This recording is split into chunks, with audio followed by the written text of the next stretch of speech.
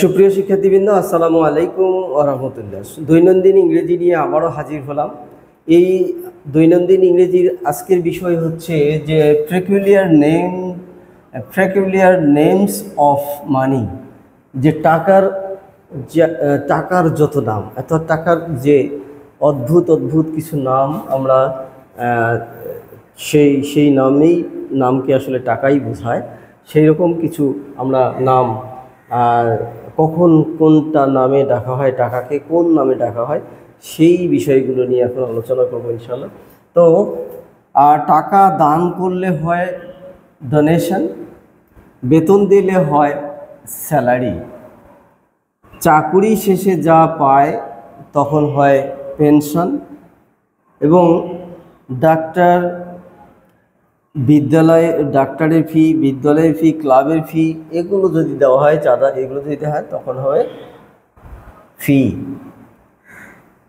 মজুরি বা পারিশ্রমিক যদি দেই, যে শ্রমের মজুরি বা পারিশ্রমিক যদি দেই তখন হবে ওয়েজ।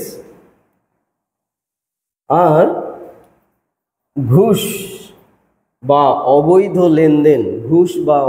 লেনদেন এগুলো যদি আমরা দেই তাহলে কিন্তু এই ঘুষ বা অবৈধ লেনদেন হয়ে গেলে তখন সেটা হবে ব্রিভ। যে কোনো অবৈধ লেনদেনই হবে ব্রিভ, তখন টাকার নাম হবে ব্রিভ। আমরা যদি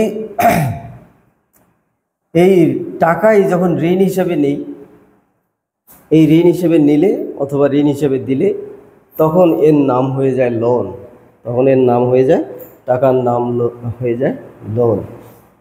আবার অনেক সময় দেখা যায় যে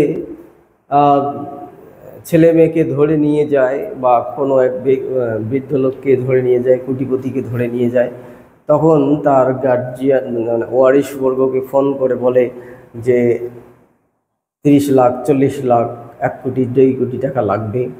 এরকম যখন হয় তখন দেখা যায় সেই বিষয়টাকে বলা হয় মুক্তিপণ। মুক্তিপণ যদি আদায় করার চেষ্টা করে, যদি কেউ মুক্তিপণের কথা বলে, তখন সেই মুক্তিপণকে বলা হয় যে র্যানসম। তো আশা করি এই সমাজ থেকে এই মুক্তিপণের বিষয়টি দূর হয়ে যাবে। আমরা চাই না যে সমাজে মুক্তিপণের মূলক ন্যাক্কারজনক কিছু ঘটনা ঘটুক। এই মুক্তিপণ দিলে অথবা নিলে এর তখন সেই টাকার নাম হয়ে যায় র্যানসম। এরপরে আমরা যদি কোনো হোটেলে বা কোনো রেস্টুরেন্টে বা কোনো জায়গায় যদি খাই, সেটি নাম হয়ে যায়, তখন পেমেন্ট করি, তখন এর নাম হয়ে যায় বিল। যেমন আমরা ইলেকট্রিসিটি যখন পেমেন্ট করি তখন ইলেকট্রিক বিল বলি। হোটেলে যখন আমরা খেয়ে বের হই তখন যে টাকাটা দেই তখন এর নাম হয়ে যায় বিল। বিলিং, এই বিষয়টি হয়ে যায় বিল। এরপরে যৌতুক দিলে বা নিলে আমরা এটাও চাই যে যৌতুক সমাজ থেকে মূলোৎপাটন হয়ে যাক, যে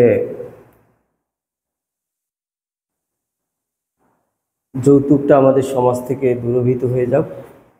এই যৌতুক নামক যে ভয়ানক একটি ব্যাধি, এর নাম হচ্ছে, আসলে আমরা একটা ভুল নাম জানি, সেটা হলো আমরা বলি যে ডিম্যান্ড, কিন্তু ডিম্যান্ড না, ডিম্যান্ড মানে চাহিদা। যে ডিম্যান্ড দেবে মানে বিয়ে হয়েছে, ছেলেটার বিয়ে হয়েছে, ডিম্যান্ড কি পেলে, কিন্তু এই ডিম্যান্ড মানে চাহিদা, যে ডিম্যান্ড মানে যৌতুক না। এইটা আসলে ডিম্যান্ড বলাটা ঠিক না, যে ছেলে একটা ডিম্যান্ড হিসেবে গাড়ি পেল, ডিম্যান্ড হিসাবে টাকা পেল, 5 লক্ষ 10 লক্ষ টাকা পেল, এইটা আসলে এটাকে ডিম্যান্ড বলে না, এটাকে বলা হয় ডাউরি সিস্টেম। এই ডাউরি হচ্ছে যৌতুক, বাংলা হচ্ছে যৌতুক। তো এই যৌতুক দিলে বা নিলে তখন টাকার নাম হয়ে যায় ডাউরি। ডাউরি। এরপরে আমরা ঈদে পর্বে বিভিন্ন বা বিয়ের অনুষ্ঠানে যে